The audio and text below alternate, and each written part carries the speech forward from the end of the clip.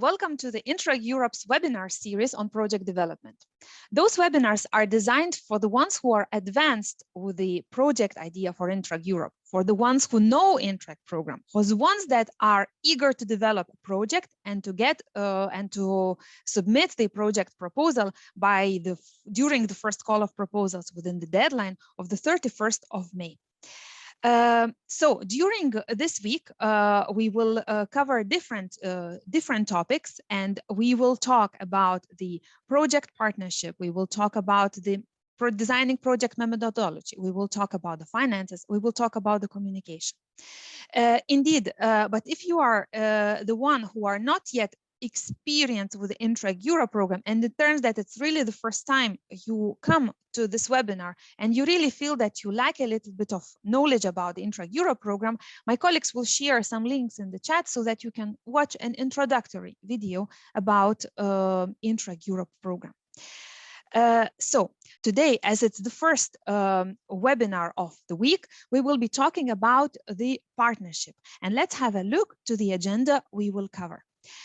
During today, we will talk about a relevant partnership. It means what and how to build it, and we will be talking also who should be involved in your project as project partners. In between of the guidance, presentations, and videos we will be showing to you, we will have the live Q&A sessions, and there will be my colleagues answering to your questions. The webinar will last maximum 1 hour and a half, and I hope that during this time we will be able to answer your questions.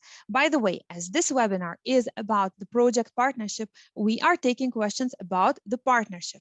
As you know, I already mentioned that in the upcoming days we will be talking about methodology, finances, communication. So during these days we will have other colleagues as experts in here together with me during the webinars that will be answering your questions related to the specific topic of the week. Now, as you can imagine, the webinar is interactive, and we will have those Q&A live sessions. So you need to know where to ask your questions. And for this, we will be using our Slido as the tool. You go to slido.com/IntragEurope, or you go to Slido and insert the hashtag IntragEurope, and then you can submit us questions that we will be picking up and answering live during this webinar. Do not hesitate. It's an excellent opportunity to get your questions answered, and be active for this. If you watch the presentation and you feel that there is something we need to clarify, do not hesitate to submit the questions. And now, as you can imagine, I am not alone here in the studio. By the way, my name is Irma. I'm communication unit coordinator and the Intrag Europe, and my role today is to guide you from A to Z and to bring your questions live to the speakers I will welcome today in the studio. And as you can imagine, I'm not alone. I'm together with my colleagues. First of all, communication team that is behind of the scenes, and I would like that they turn the cameras to show their faces. Mia, Petra, and Josephine, who are managing the back scenes of this webinar and taking care of the chat, as well as colleagues from the project team, Laurencio and Ilaria. Good morning to you. You are helping indeed with the chat and answering the questions in the chat today. And warm welcome to my colleague Nicola, who will be all this morning together with me, and will be taking your questions live in the studio. Good morning, Nico. Good morning to all. Very happy to see so many participants and looking forward to this session. Great. Nico, indeed, we will advance very quickly, and afterwards I will welcome you again back, and we will be then taking the questions live of our participants. This session is recorded, and we will be able to share a video recording for you at the end of this week. We will be also sharing with you all the presentations and materials you see online will be shared with you. Everyone who joins this webinar will get get an email with the relevant links. We are also sharing links in the chat today, and this all material will be published also on our website. Indeed, our objective is to make available all the information we have, to share it with you so that you will be good and successful in preparing your project application. So for the tool we are using, it's Zoom. I guess many of you are already used, but for the ones who are not, I will remind quickly that on the right-hand side of your screen, you can see participants, although you can indeed see who is joining this webinar. You can also see the chat where we will be sharing several links with you related to this webinar. And during this webinar, we will launch several polls. And I would like to ask my colleague to launch the first poll now, because we are very eager to know indeed if you are already have any experience with the interregional cooperation project. We are eager indeed to know if you are already in the past, you were involved, you are involved in an interregional cooperation program, so it means Interreg Europe program, or maybe you already have experience with the interregional activities. We are other different types of collaboration and initiatives, or maybe you are not yet, and it will be really the first time you are eager to explore, to prepare application and to get involved in Interreg Europe and to build your project. Great. We can see many people participating already in our poll and answering the questions. Yes, great that you are telling us if you are involved or in interregional cooperation project. I think I can see that it's we can close the poll and get to see the results. Yes, great. We can see that 50% indeed of all people who joined us today are not yet involved. 13% are involved in different type of collaboration and initiative, but not yet in the Interreg Europe project. And 37% are involved in interregional cooperation projects. Nico, indeed, you are here with me. What's your feeling about it? I could not help switching on my camera, you noticed. No, because I found this very interesting. Usually when we organize this kind of events, we have more people that were already involved in project. So I found it very interesting today to see that almost half, exactly half, in fact, are not yet involved. And this is for us a very good sign, you know, because we always try to welcome newcomers, to have new regions involved in this program. So I think this is quite a good results already, the results of this poll. Yes. Yes, indeed. And just a reminder for the ones, in case if it's first time you are watching the webinar of Interreg Europe, in case you miss a generic information, we will be sharing a link so to watch the generic logic of the video about the generic logic about the Interreg Europe program. And today we will go into the details. We'll focus on the project partnership, and we'll start now with the first video about the project partnership, on how to build a successful project partnership. And we'll answer two questions indeed, what and how. And it will be my colleague Eilish presenting you this first topic. So hello, my name is Eilish. In this video, I'm going to talk about how to build a relevant partnership for an Interreg Europe project. I'm going to cover two topics. The first, how to identify the common challenge that will be addressed through your project. And the second is how to identify the policy instruments and the improvements that will be made to those instruments thanks to your project. So looking first at the common challenge addressed by your project. You need to identify the overall regional development issue which will be examined by all of the partners. For instance, this might be supporting innovation delivery policies in the Industry 4.0. Maybe you want to look at supporting small and medium enterprises in the tourist sector. Perhaps the common challenge will be developing soft mobility in your region. Or maybe selective waste management is the topic that will be addressed by your project. Whatever it may be, it is important that this issue can be described in each of the regions involved in the partnership. And this is called the territorial context. It is important to be as specific and focused as possible when developing your application form. And this is very true for the issue addressed. If you provide a description that is too vague, it is difficult for us to see how the partners can learn from each other. For instance, imagine that the objective of your project is to improve natural and cultural heritage management. It's not so clear for us what kind of heritage is in question, and we have no understanding of the environment that is affected. However, if we take another example, which is looking at the preservation of military or medieval heritage in mountainous regions, it is very clear for us what kind of heritage is concerned, and we can imagine very well the mountain regions where this challenge is based. So be specific when identifying your common challenge. Looking into the application form, in section C, you will need to describe this common challenge in the field Issue Addressed. Make sure that the information you provide is coherent with the specific objective that you will select in section A. It's also important that it matches the policy instruments in section D.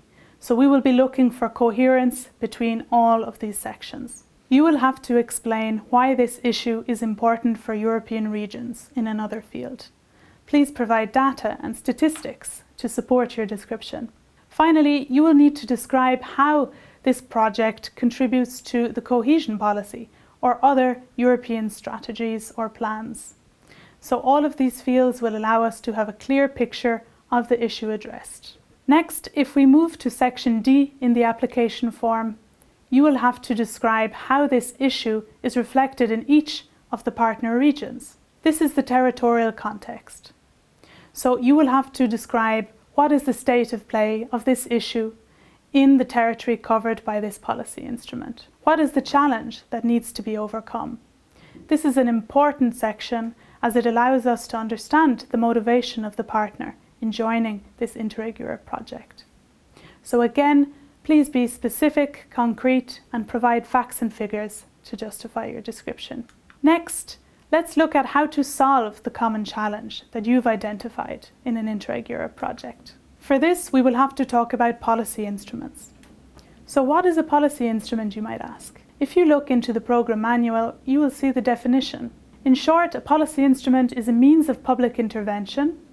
It refers to any strategy, program, or law developed by the public authorities and implemented in the region to tackle a specific issue. In many cases, there are financial resources allocated to the policy instrument, but this is not always the case. So you will need to identify the policy instrument that will be addressed by each of the partners. A policy instrument may be an investment for jobs and growth program. By this we mean the European Regional Development Fund or the European Social Fund programs, or it may also be any other local, regional or national strategy that deals with this issue in the region. It's important to note that every project must have at least one investment for jobs and growth program selected. This is indeed an eligibility criterion. And what is unique about Interreg Europe projects is that every project focuses on improving the policy instruments of the participating regions through exchange of experience. So these policy instruments are really at the heart of your project and the application form. Looking into section D, you will have to describe each of the policy instruments addressed.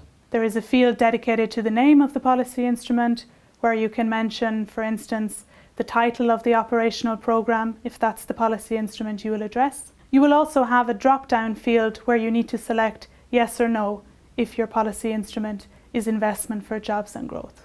You will also need to identify the geographical scope of the policy instrument, whether it applies over a local, regional or national territory. And importantly, you will have to select how the authority responsible for this policy instrument is involved in the project. That might be directly involved as a partner or perhaps also involved as an associated policy authority. You will hear more about this in the second part of the video from my colleague. You will also have to describe the main features of the policy instrument.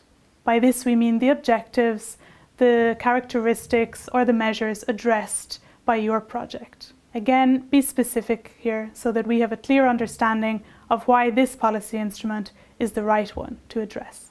So once you have described the policy instrument that you will address, we need to understand how this policy instrument will be improved thanks to the project activities. So let's talk about the type of results that can be achieved. There are 3 types of results possible when improving policy instruments. The first is new projects. The policy responsible authority may decide to launch a new call for proposals or to approve a new project that wasn't financed before under this policy instrument. The second type is changing the governance of the policy instrument. The authority may decide, for instance, to introduce new indicators in the monitoring system or to change some of the selection criteria for funding new projects. The third type of improvement is changing the instrument itself. By this we mean changing the content of the policy instrument, the specific thematic issues that are covered. So these are the 3 types of improvement that we would expect to see coming from your Interreg Europe project. Looking into section D of the application form, you will need to describe what kind of policy improvement is envisaged for each policy instrument addressed. There is a drop-down menu for each of those 3 types, and the partner will need to select yes or no if this type of improvement applies. There is also a free text field where this improvement needs to be described in more detail. We've come to the end of this first video about building a relevant partnership. We looked at how to identify the common issue tackled by your project, how this is really core to building your partnership and selecting the right authorities. And we also looked at how to identify the right policy instruments and what kind of improvements should be aimed at. In the next part of the video, my colleague will talk about who should be involved in Interreg Europe projects, the policy responsible authorities, and who else can support the activities, the stakeholders. I invite you to watch this video and to learn more about building a relevant partnership. Thank you.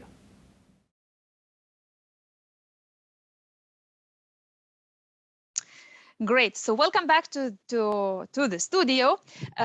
Indeed, my colleague already covered several topics talking about the project partnership. We talked about the challenges, the policy instruments, and she invited you to watch the second video. This we will do together today. But before we do that, I would like, together with Nico, to answer to some questions. Indeed, you submitted, you asked us, and Nico, yes, okay, we can see you, we can see the questions that were submitted, and we will be taking the questions that are relevant to the first video you watched. There are several questions that are related more to the questions we will be covering with the second video, so we will be answering those immediately after the second video. Okay, Nico, I think then we can start with a question with Laura, who is asking, her question sounds like this. In the same project, if it's the same project, is it an issue to mix policy instruments from different geographical scopes, local with national?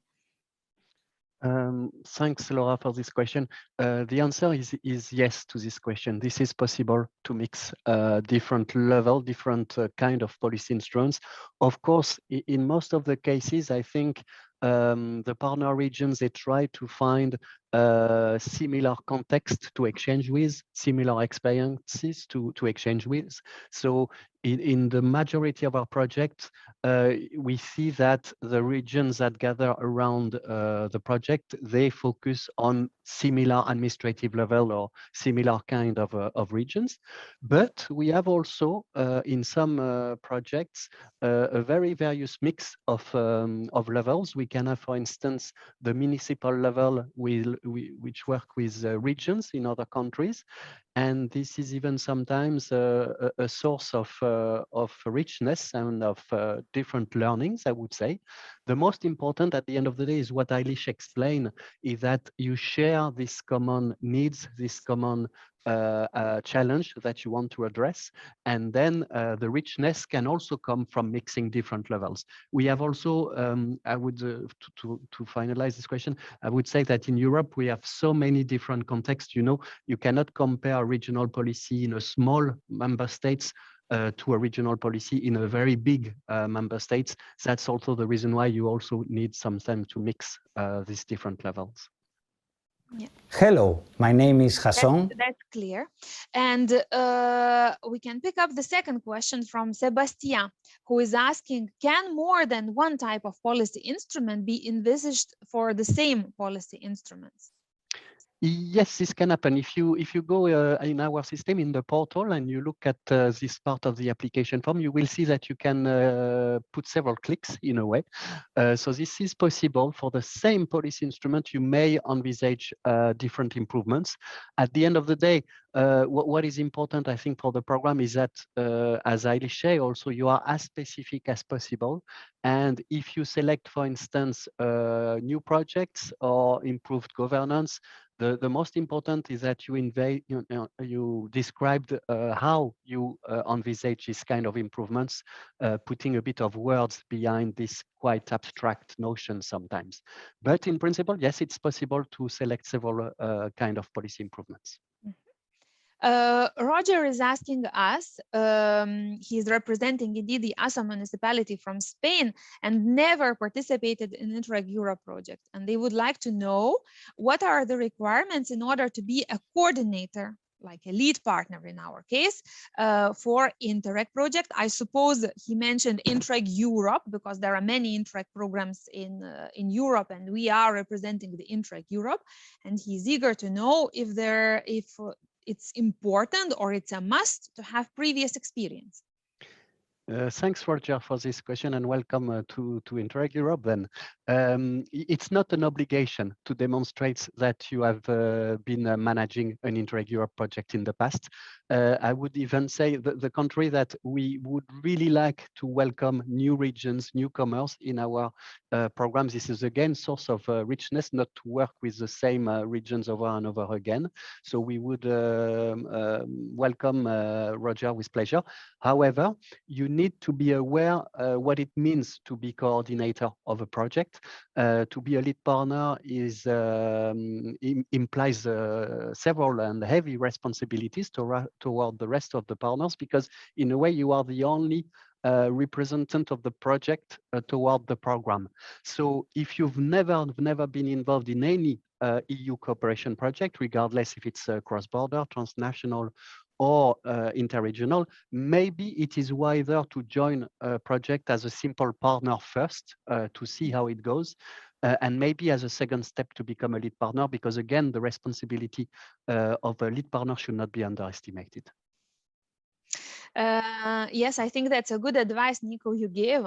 And by the way, for the ones who are watching our webinar, I will advertise that a little bit later, we will share some videos recorded by recorded with our project partners who share indeed their thoughts about what is important for being a partner and a lead partner. And maybe also this will help you to understand better what are the responsibilities and what to pay attention to when you are thinking about the role to be a partner or a lead partner. Great, now we can advance with the other questions, and we have a question from Pauline, who is asking, are non-partner countries eligible to apply? No, they are not eligible. So organizations that are not based in the EU, so in the 27 member states, or Norway or Switzerland, unfortunately, are not eligible to the program funding, to the ERDF. They are, however, again, welcome to join a partnership if it makes sense, if they share the same need, if they can bring something to the cooperation. The only possibility that exists for these partners is that their travel and accommodation costs can be covered by one of the EU partners, and this would appear under external expertise for these EU partners.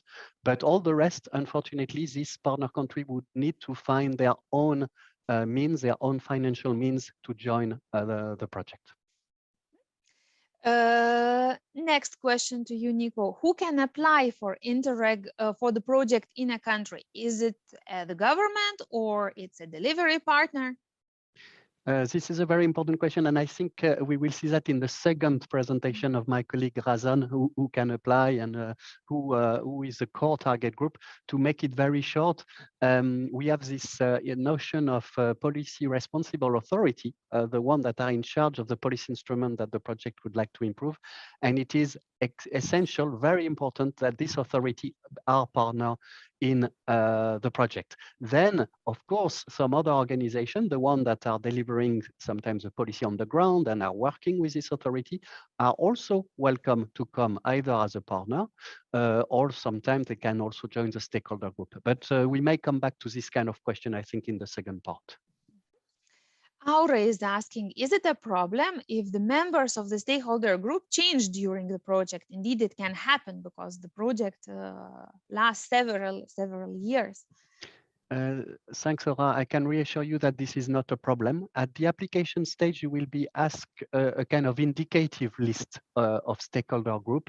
And of course, depending on the topic you exchange during the project, depending on what happened in your regions, this may evolve, this may change, and this will not be an issue. The only important thing is that if the policy responsible authority, as we will see later, is not a partner, it has to come as an associated policy authority, and then it's important that at least this organization remain a member in the stakeholder group during the whole lifetime of the project, because it's a very, of course, important stakeholder for the success of the project. And another question from Meta Innovations Austria, it's Rai who is asking, can SMEs participate in Interreg Europe program? So again, we are there more on who can participate. It depends what you mean by participate. So SMEs, in a sense of private companies making profits, they are not eligible to the program. It's only a non-profit organization that can be eligible to this program and receive ERDF funding.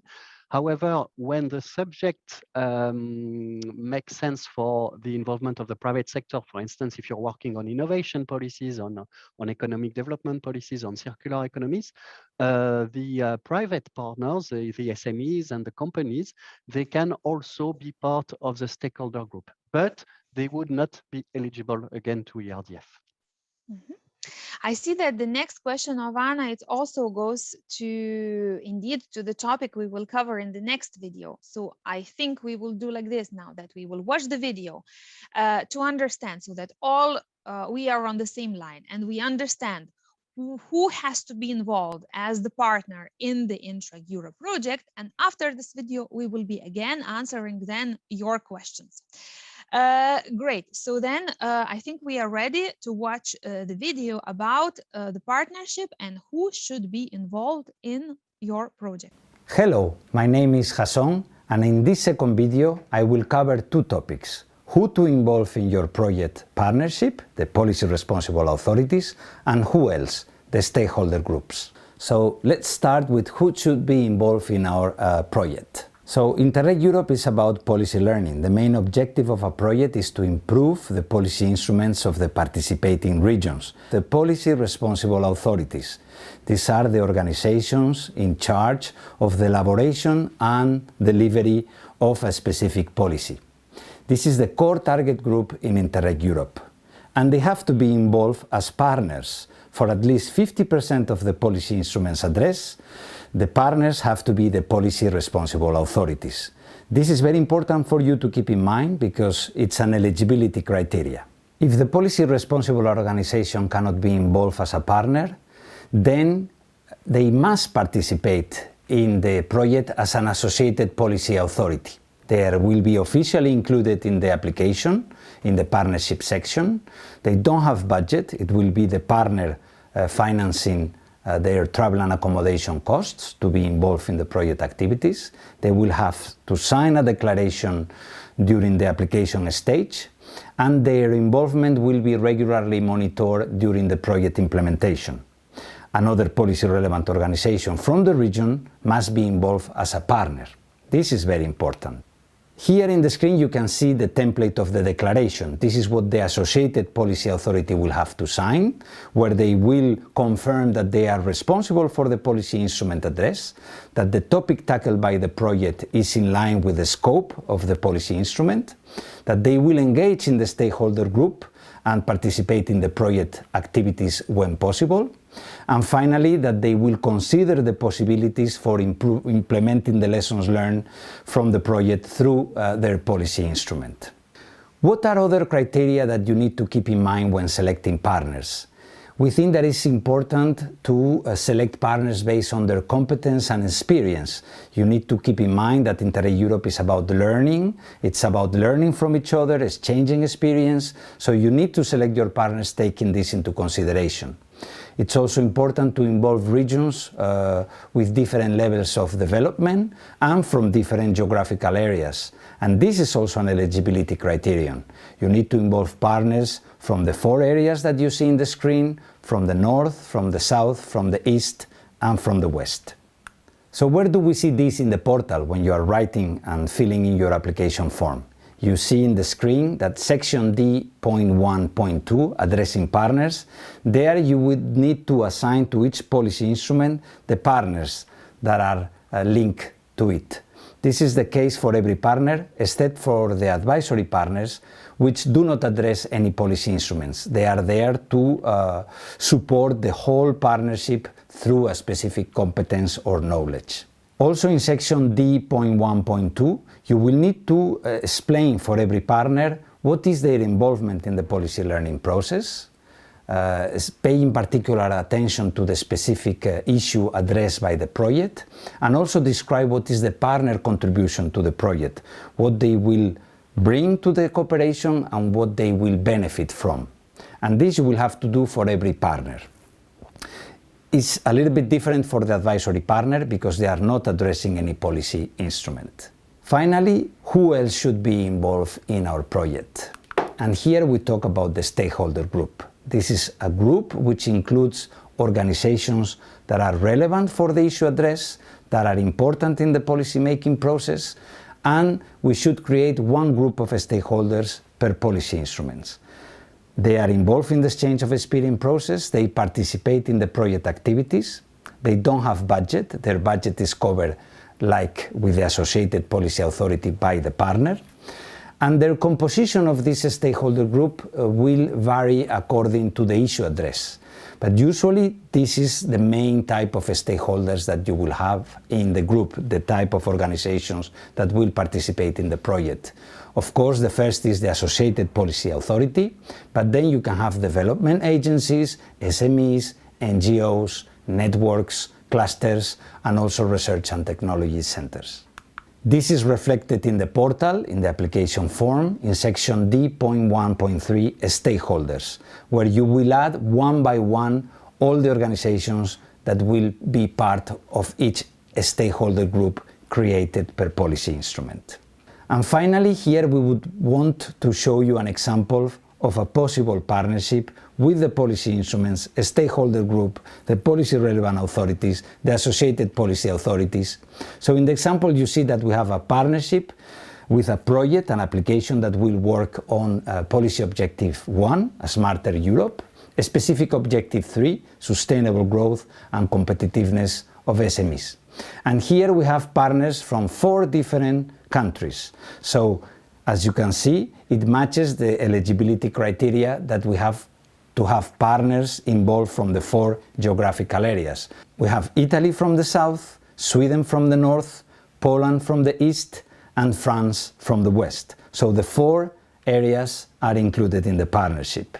You can see also the policy instruments address, the Regional Operational Program ERDF for the Italian partners, the National Program on Business Creation for the Swedish partners, also the Municipal Support Program of Business Startup in Poland, and finally for France, again the Regional OP. So they are addressing 4 policy instruments, 2 of them are investment for jobs and growth programs. So this complies with the eligibility criterion that at least one of the policy instruments addressed has to be an investment for jobs and growth program. What do we have as partners? So in the case of Italy, we have two partners addressing the same policy instrument. We have the Puglia region as lead partner, together with the Regional Development Agency. For Sweden, we have the Ministry of Economy. For Poland, we have the Poznan City Council. And for France, we have the Regional Association of Incubators.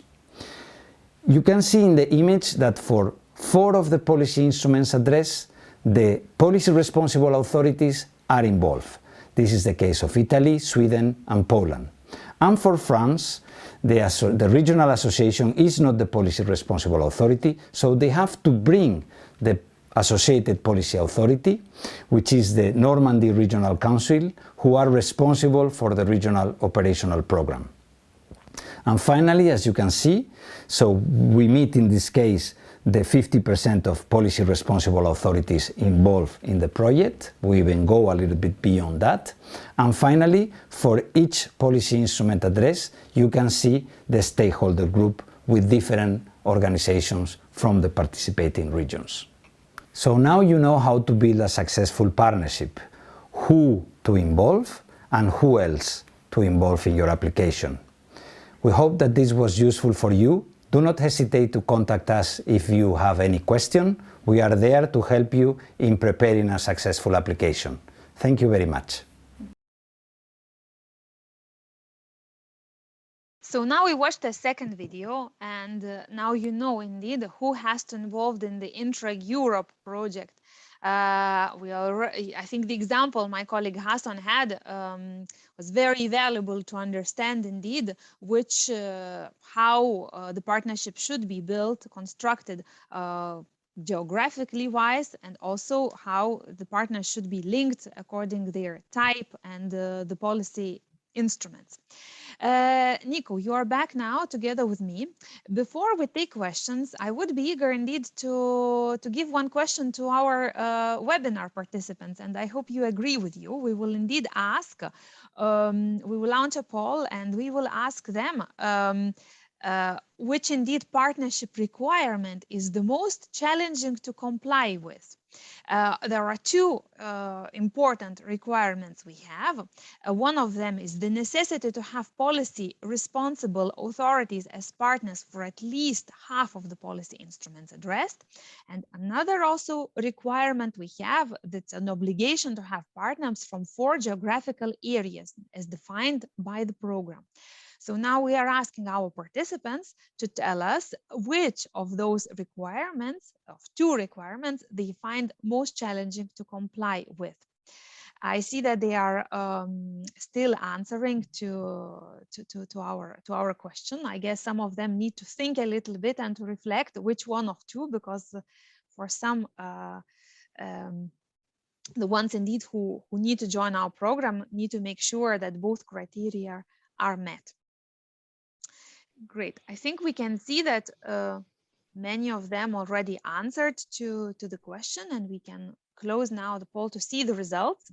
Nico, what are your expectations? Well, it's a bit shared, I would say, because just as a reminder, the geographical coverage, we already test this criteria in the past in our program, perhaps not the 4, but at least 3 areas. So the one that is really new is the first one on the involvement on the policy responsible authorities. And I'm not surprised that it's the first one that sounds the most challenging, I would say, for our participants, because first it's new, and it's true, it's quite demanding sometimes to make sure that the policy responsible authority come as a partner. But again, it's interesting, I think, for us to notice that the geographical coverage is also, according to the participant, is also a rather challenging element for them. Yes, and indeed we can see that it splits, and also that the necessity to have policy responsible authorities, it's almost, 57-43%, it's almost, shared, I would say, concern. Yeah. Okay, I think now we can go to to the questions, and we can pick up the questions our participants have to us. Maria is asking, is it mandatory that the partnership contains partners from all 4 geographical areas? So I think Razan answered already to Maria through his example. You may remember on the first column, you saw this north, east, south, and west. So yes, for the first call, there is an obligation that the partnership includes at least one partner from each of the area defined by the program. The Europe is divided in 4, in fact. Yeah. Then Anna is asking us, will you evaluate the balance between partner regions as selection criteria or just the eligibility criteria of the call? And then she's explaining, I mean, will you evaluate if the partnership has 3 partners from one region? And only the one after of the, or we accomplish criteria having at least one partner. Indeed, it's more or less the same question we had before. No, it's a very interesting question. Thanks, Anna, for asking it, because you're right. You have on one side the eligibility criteria. It's a yes or no process. So you may think that, well, I have my partners from my 4 area, everything is fine. The program cannot say anything anymore on my geographical arrangements. But Anna, you're right. This will be further investigated and further evaluated under criterion 3 during the quality assessment, which is called quality of partnership, because here, indeed, there may be very strange arrangements or unbalanced arrangements where, for instance, a country has 2 or 3 regions represented while other countries have only one partner. And we are a bit careful to this kind of arrangements. You really need to justify why one partner needs to have so many partners from the same regions, or why one country needs to have more than one region represented in the partnership, because it has happened in the past that on the paper, it was nice. You had the 4 areas, but when you were looking then on the number of partners per area and also about the financial allocation per area, you were still in a very unbalanced situation where, for instance, 50 or 60% of the budget were still going to one area only. So you have to be careful also to make sure the balanced partnership is also reflected in the number of partners and in the financial arrangements.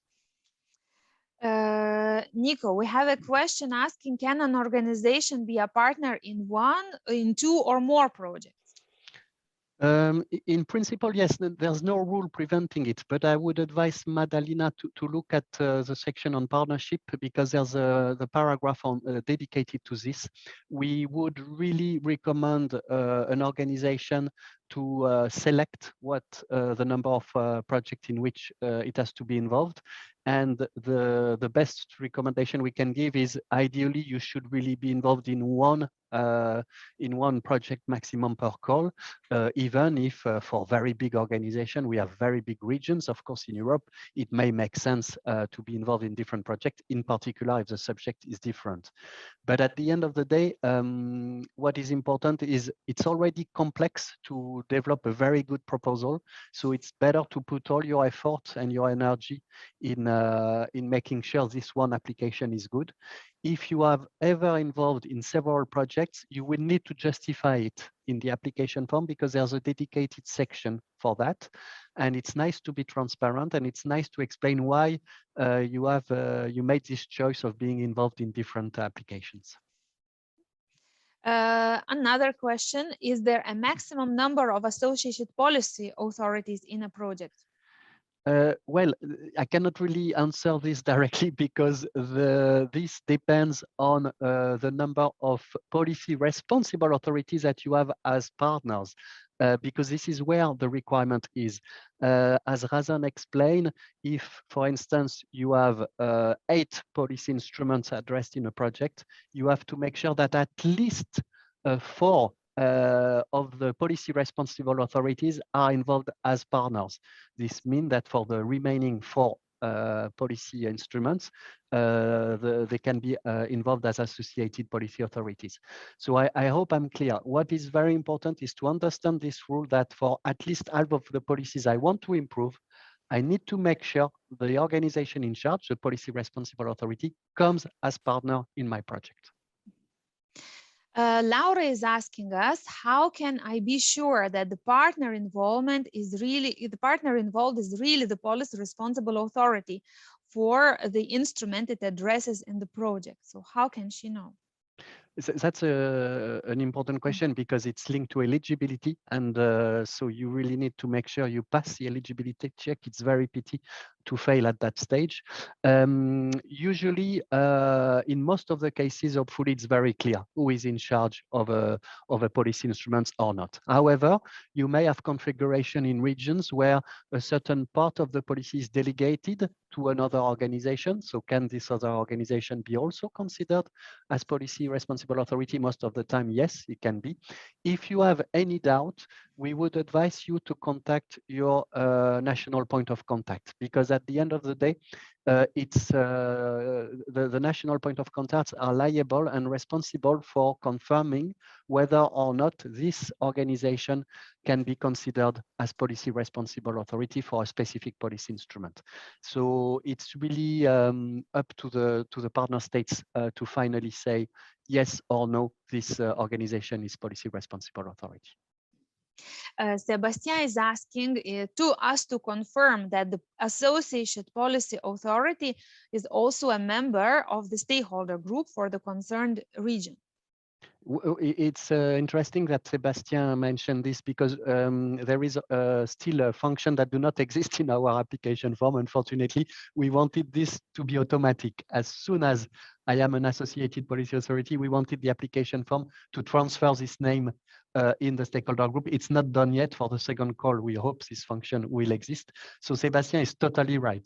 Do not forget to indicate also in the stakeholder group the associated policy authority, because it's a golden member of this group. Of course, it's one of the most important. Catherine is asking us, what if a policy responsible authority does not want to be involved neither as a partner nor as associated policy authority? Well, this is a bit radical, this approach that Catherine is mentioning there. I would see two options there. The not very positive option is that unfortunately this region cannot be involved in the Interreg Europe project because this is an obligation due to the requirement of the program. But of course, there's much more possibility that are more positive. You may also look in the regions whether there's another policy instrument that can be addressed, because whatever the subject you address, if it's circular economy, if it's cultural heritage promotion, usually there's not only one policy instrument that is dedicated to that. So you may see in your region whether there's another relevant policy instrument, and where, of course, the policy responsible authority will be ready to come as a partner or as an associated policy authority. Next question from Valentina. When you talk about at least 50% of policy authorities, are you referring only to the public authority as a partner or also as an associate partner? No, this is very important again, because I think we come back to the question we had earlier. These 50% apply first to the policy instruments. That's very important because this is a starting point of any Interreg Europe project. What are the policies I want to improve? So when you know these policies, you look at them, and for at least half of them, the policy responsible authority has to be involved. I think that's what Valentina meant by the public authority. She meant the policy responsible authority.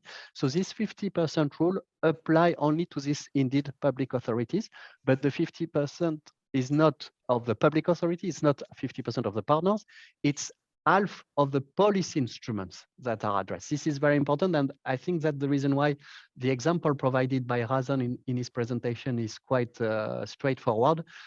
Maybe we would also share the slides later on with our participants so they can visualize a bit better these examples, I think. Yeah, indeed, I can confirm we will be sharing the slides with the participants, video, and also recording of this webinar. So indeed, you will have a full package. You can watch just the video, you can check just the slides, or you can even watch the full webinar and go back indeed to this Q&A session we are having now. Before we go to the next questions, Nico, we have one question to our webinar participants.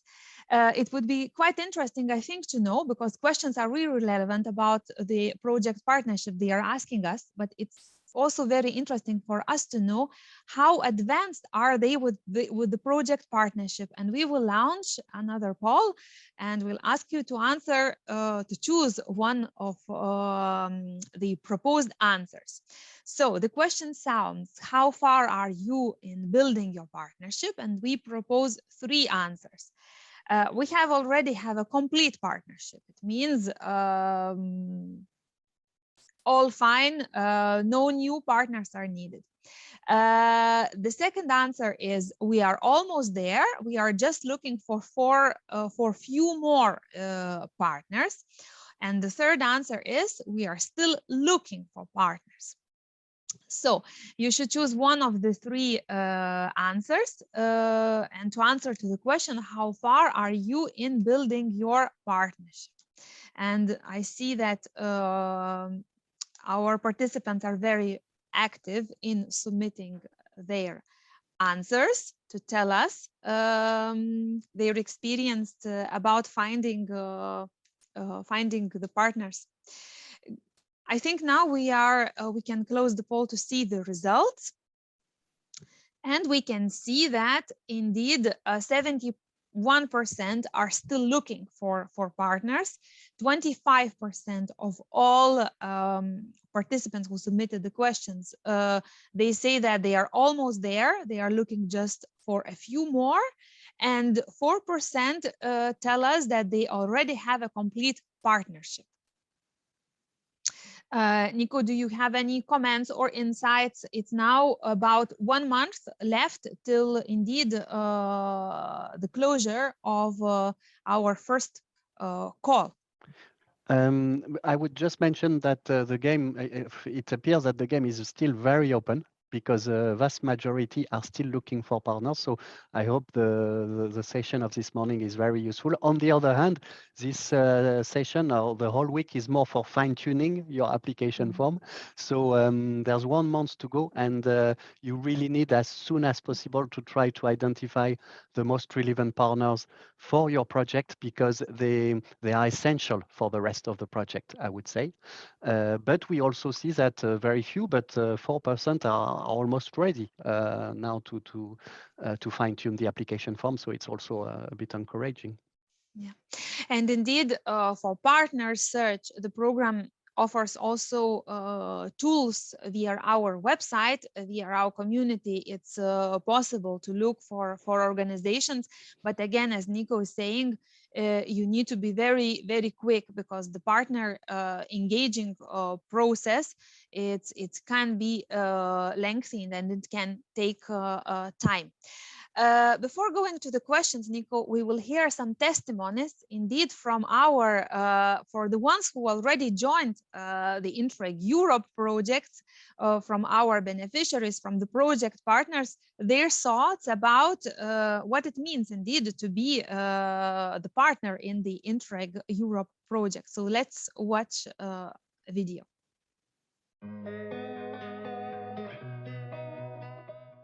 The first one is, of course, really good understanding of the program, of the logic of the Interreg Europe, and what are its objectives. We should always start from the needs and from the challenges of the regions involved after we have the partnership formulated. You should understand what are the needs of every partner, and to understand how they can contribute to the cooperation, but also how they could benefit from this learning. So if you understand that, that will be the starting point, because you will be able to conduct the project in a successful way. The core of everything is a good idea, and be realistic and self-critical with your idea, and also be realistic in a sense that there should be some added value there. Ask yourself, what is the added value of your idea? If you're very sure that there's added value to your community, the European community, whoever, then just go for it. And I'm sure the idea will find partners around it if you search for them or contact the existing networks you have. One useful source for partner search is the platform of the program where people can find other organizations that have expressed interest in one topic or another.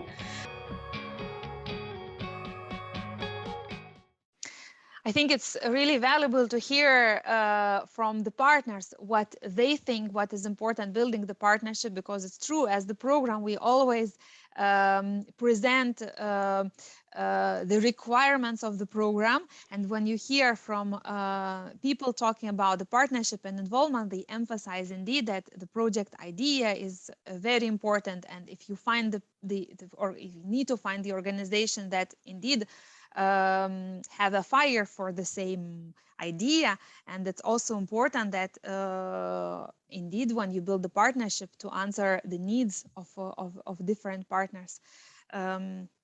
Yes. Nico, I think then we can go to the next questions we have received via Slido. And another question from Johan, who is asking the investment for jobs and growth operational programs such as European Regional Development Fund are oftentimes set already for several years. How should consortia deal with this taken into account? These should be part of the policy changes. Thanks for this question, Joachim. I'm not 100% sure to get it, because usually when you deal with a policy instrument, it's anyway set for several years, not only the operational program or the investment for growth and jobs programs. So you will need anyway to deal with documents or law or strategies that exist for several years.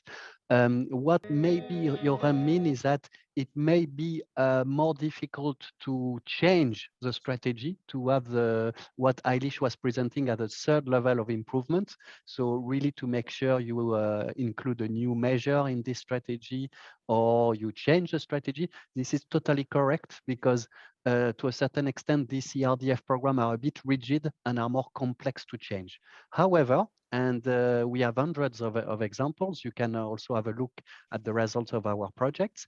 It very often happens that the projects, they manage to introduce new projects thanks to what they learn from other regions.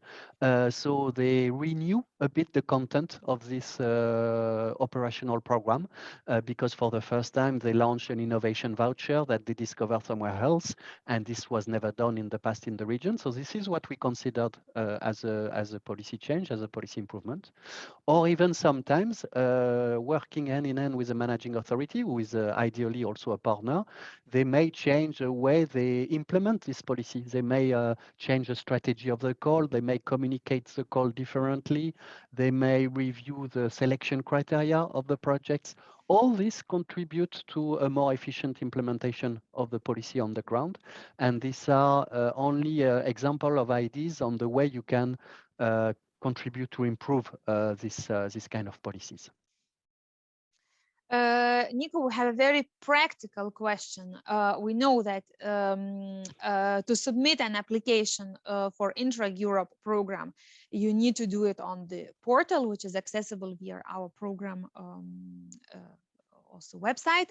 And the practical question is it the lead partner that fills the online application form, or can the partners access it to update the information? Indeed, how the project partners share the preparation of the application form.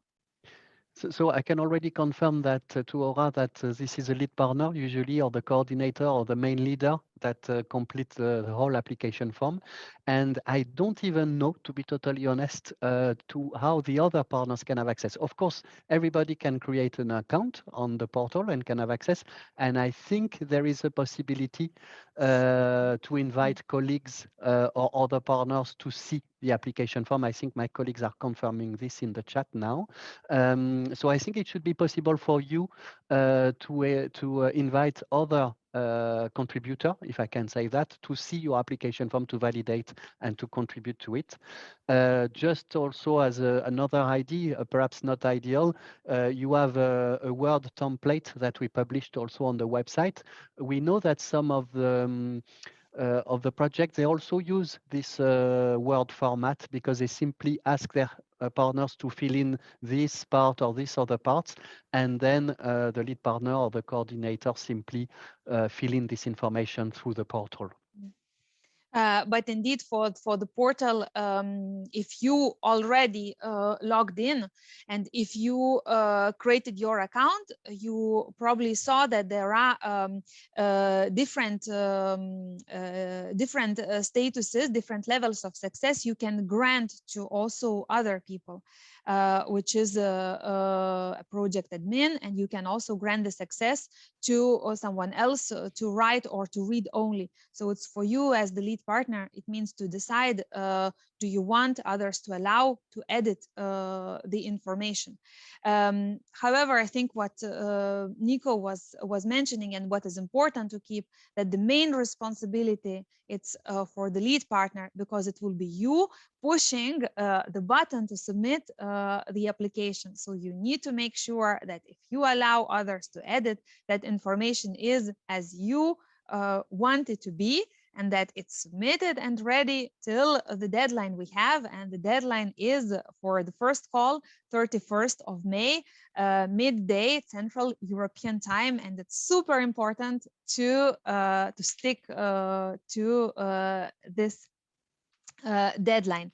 If you have not yet checked how the online application form looks like, check the chat. My colleague shared now the direct link. So log in, create your account, and start working on your project application without postponing it.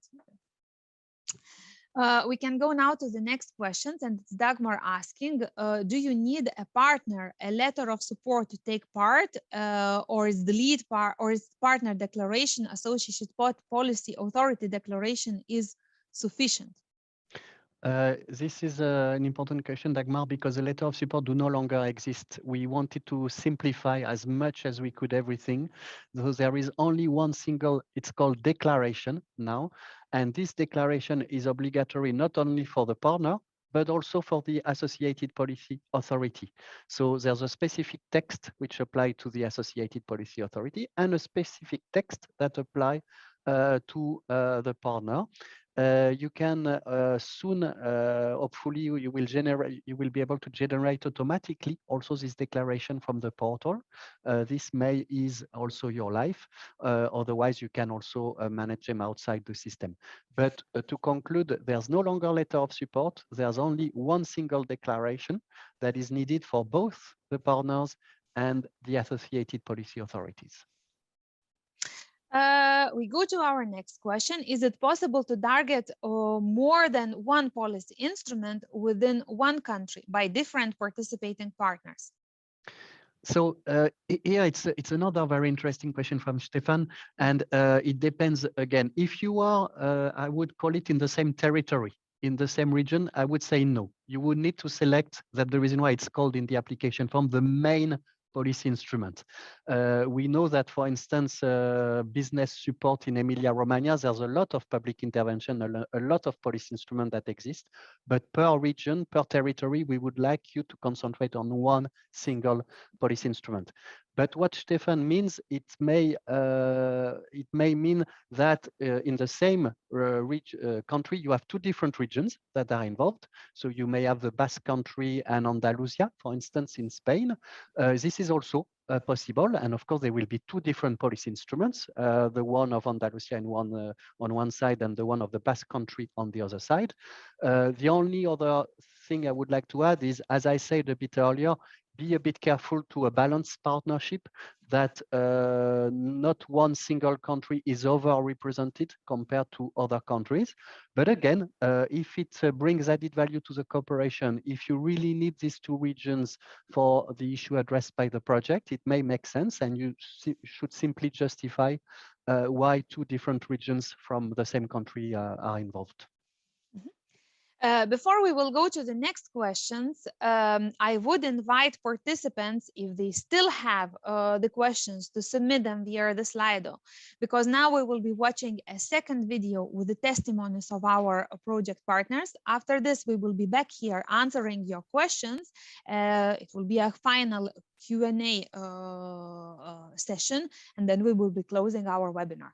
So now, we are watching the video, and do not hesitate to submit your questions, because it's really the last chance to do it and to get your answers in the upcoming minutes. I think the first thing that you need to do is to have a good consortium. A consortium that has a same problematic, a common problematic, but also at different levels. So you need to find a consortium where you have some partners more advanced that could share the experiences on the project topic with others that has more difficulties. So that is really important, and this is totally linked to the project idea. So if you don't have a consortium with a common problematic, the idea of the project does not make any sense. So these both things need to be linked and need to be clearly justified in the project application. If you also choose good partners, it's also very important, because within the project you have to have not only partners, but usually you become friends, and then it's like, you know, the work becomes really good experience, and it lasts more than over the project. Not only within the project, but it lasts also over the time. So invest time in getting to know the people as well. It's not only about the content in the paper, but it's really also about the people behind the project, and try to create bridges among people. And it is more important to really build the partnership as such, not building on each separate partner, but to achieve a sense of belonging to the project, and to create a group of people or experts who really are engaged in the topic and are interested in the topic. And that's why cooperation, it's much easier if they all are motivated for it. I preferably select the partners, or let's say partners can join projects that they already know from each other more or less what they want to learn from each other. You always have to have some new kids on the block that are unexpected. So some illogical choices are also very good in each project. Partnership needs to be quite diverse, no matter whether it's a smaller partnership or a larger consortium, but the diversity of the partners, the diversity in the type of policy instruments, the diversity in the regions that are brought together, they enrich this learning aspect, this learning dimension of the projects. Yes. So we heard now even more of the motivational testimonies from our project partners, on their experience being as the project partner, and I also am glad that there are new questions that were submitted, and Nico will be answering the ones that were left and the ones that were submitted. So the next question is from Maria, who is asking about NGOs. Can they join as main partners or be part of the stakeholder group? Or only be part of the stakeholder group? Mm-hmm. Thanks, Maria, for this question. NGO, it very much depends on their status, and you have a paragraph in the manual called Who Can Apply, and there are only a certain number of bodies that are eligible to the funding in Interreg Europe. You need either to be a public authority or a body governed by public law, or a private non-profit organization. And sometimes, depending on the country, depending on their status, NGOs can qualify as private non-profit. It very much depends. And here again, it's an opportunity for me to remind you that you should not hesitate to get in touch with your national point of contact, because at the end of the day, they will be the one validating your eligible status or not. So depending where this NGO is based, I would advise them to check whether or not they would be eligible for funding in Interreg Europe. Otherwise, of course, NGOs are more than welcome to join the stakeholder group if they make sense. And more generally, as Razan insisted, I think in the second part of this presentation, we need to understand exactly what would be the role of this NGO in the policymaking process in the improvement of the regional development policies, because that's what Interreg Europe is about at the end of the day. Nico, we will take a question from Roberta. Can you clarify a bit better how we should ensure an innovative partnership? Is it a requirement to have a certain number of project partners or regions that never participated in the Interreg Europe? So I can already answer no, this is not a requirement. This would be very difficult, I think, considering that at the moment, only in Interreg Europe 2014-2020, I think we are covering almost 90% of the NUTS2 regions in Europe. So you see, we have really partners from all over Europe already now, and we are very happy with that, and we hope this will continue. So you can work with partners that have already been involved in Interreg Europe. I don't think this is a big issue.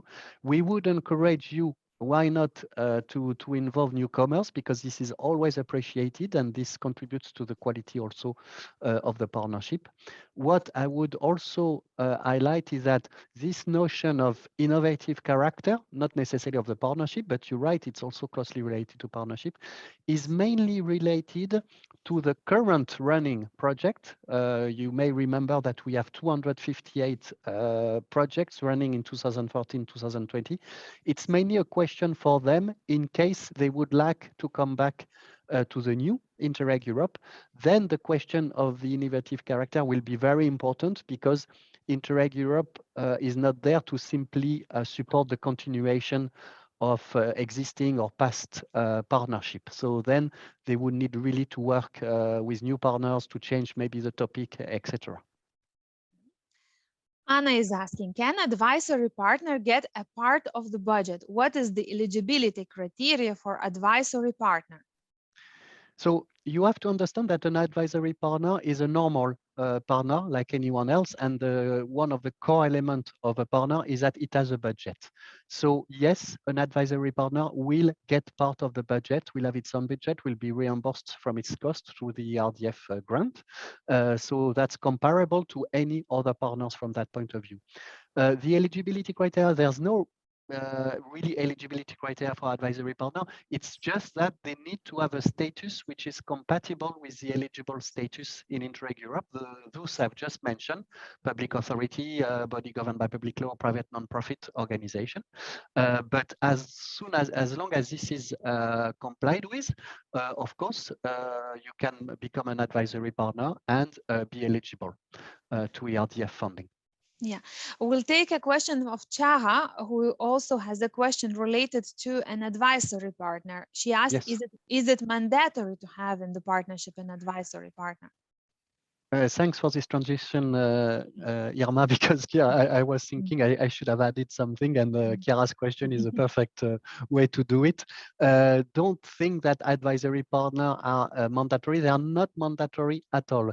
I think we have a majority of our projects, again, in the current program, that work without any advisory partner. But of course, depending on the issue addressed by the project, depending on the role of this advisory partner, it may make sense sometimes to have one advisory partner involved in the project. I would just remind you that an advisory partner is a partner that brings its expertise during the whole lifetime of the project. Maybe will be in charge of the dissemination because it's a EU association, for instance, or maybe it's a specialist of the subject that is addressed by the project, and this university or this organization will help the regions in tackling this issue. But again, it's absolutely not mandatory to have an advisory partner in an Interreg Europe project. We have 2 more questions left, so I really want to encourage, if you have more questions, you need to submit them now, because after 2 questions we will be closing with the questions answered. We will be closing our webinar, so it's the last chance for you to do it. And we'll head then to the last questions we have to answer. It's Gerald who is asking, what to do if the RDF program of the region is not yet validated indeed? Thanks, Gerald, for this question, because we are indeed at a time where the investment for jobs and growth programs are not necessarily approved yet by the Commission. They are either under finalization or finalized and submitted to the Commission. So it's true that in certain regions, it's like our program, by the way. Our program is not yet validated by the Commission. So you may have a fair idea of what will be the program, and although it is not validated by the Commission. Again, this is not at all an issue as long, and this should be the case now, I think at the beginning of 2022, most of the RDF programs in Europe are elaborated. They are perhaps not totally finalized, but they are all elaborated. And this should be enough for you to select it as a possible policy instrument in an Interreg Europe project, because you know what will be the priority, you know in which area maybe you could improve this program, you could finance new projects. So it's not a problem at all if this program is not yet validated by the Commission. Sonny is asking us, can a private non-profit organization be the lead partner at our program? Sonia point out a good issue, because in fact this is not possible. There is an exception there.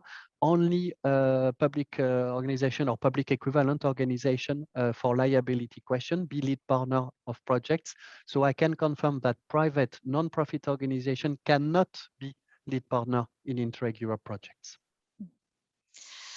And the last question we have to answer, it comes from Hadel. He is asking, can a country outside EU to find a partner from EU and join the call? Well, of course, the community is open to all, so there's absolutely no restriction per country. Everybody is welcome to join our community. And this could be, for instance, an opportunity for Hadel to identify a very interesting project in the field he's interested in. And of course, it's up to the person or to the community member to get in touch then with the author of the project ID. And why not joining a new project ID through the community activity of the website? I would just highlight again, as I did a bit earlier, that if you are an organization outside the EU and Norway and Switzerland, unfortunately, you will not be eligible to ERDF funding. So it will be up to you to find your own financial means to be involved in the project. Only the travel and your travel and accommodation costs could be covered by the EU members if they are ready to do so. And these EU members can budget this under the external expertise budget line. Yeah. Yes, so that was our final question to answer. And thank you, Nico, for joining. Oh, I see that there is one more question coming, and indeed it's very interesting, and we will pick it up. It's Joanna who is asking when is foreseen to open the second call? Yes, that's an important question, because I think you may have realized today that perhaps you're not totally ready for this call, or you need to work a bit more with your partners. It's always better to work on quality rather than to rush for a proposal that may not be totally finalized. So the program is planning to have a one call per year. So it very much depends, of course, on how many applications we're going to receive in this first call.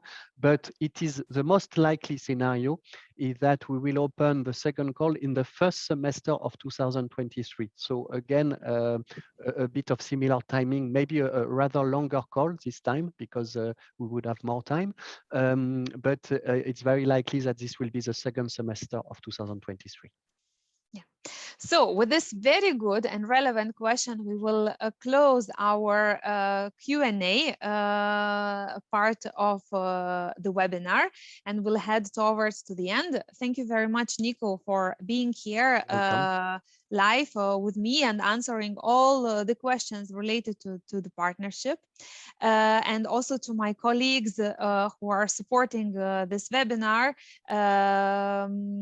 via the chat and also behind the scenes, to all the participants who were very active to submitting us many good good questions. I think now it's then time to thank you for you all. To remind that you will see now on the screen a poll, and you can give us a feedback on this webinar so that we know how we performed, and maybe we can take some learnings to improve the upcoming 3 webinars of this week. And on the last note, we can few reminders to you that this week we will have that indeed our secretariat is supporting you in project development. And here on the screen now you can see the screenshot from our website that gives a shortcut to the different tools we have designed. First of all, it's the tool to check the project relevance. It's our self-assessment tool, which you can use by yourself, and by answering to 10 questions, you will know if your project idea fits to our program. The second step is Get Inspired, where you can see the project ideas people have, and in case you don't have your own, you can get in touch with the ones and join indeed the Interreg Europe program. The third step is Share Your Project Idea. It's the tool where you can share your project idea with the others. The fourth one is to find the project partners, where you will immediately access our community and can browse for the partners by their status, country, topic, etc. Fifth one is ask for feedback. And indeed, it's something I would like to emphasize together with Nico. This is the specific service we provide at the Secretariat, and our team is giving feedback on your project ideas. So if your project idea, you already join the seminar, it means webinar, it means you are working on your project idea and finalizing your proposal, there is still time to contact us by filling a specific form and ask for feedback on your project idea. Indeed, in this case, it's the project team that reviews your project idea and advise you on specific things, what you need to take into consideration before the final submission. And from the past, we know that this step is very important, and many people who consulted and passed the step, it granted indeed a successful approval of the project idea, and they could pass to the next stage on implement the project. Maybe Nico, you can already share some insights. We already had many feedbacks provided during this call. For the moment, it has started rather slowly. Of course, it's because this service is very useful when the feedback the project idea are mature, because we ask several questions. But we hope to receive more in the coming days, I would say. Yeah. So again, if you have your idea, if you need this feedback, do not postpone. Fill the form now, provide as much information as possible so that Secretariat can get in touch with you as soon as possible and provide this feedback. And the sixth step we cover, it's apply for the call. By clicking in the section, you will find various information, useful information that will help you to design your project, to prepare your project application before submission it. And here you will find also it's here you will have also all relevant links to the portal where you need to fill in your application online. Nico, I see that we have one question which is indeed relevant. Indeed, it's related with the timeline of the first call of proposals, because it's true now people are preparing the project applications, but what they could expect indeed when it might be the time they will be able to start the implementation. So the deadline is now 31st of May. It's to submit. The step will follow that there will be an assessment stage, but when they could expect that they can indeed start the project they will be submitting now during the first call for proposals. It's an important, very important question. Of course, the internal objective that we have is that we get an approval of the partner states on the project by the end of the year at the latest. And what it means concretely for the applicants, it means they have to be ready to start at the very beginning of 2023. This should be, I think, the earliest by when they could start.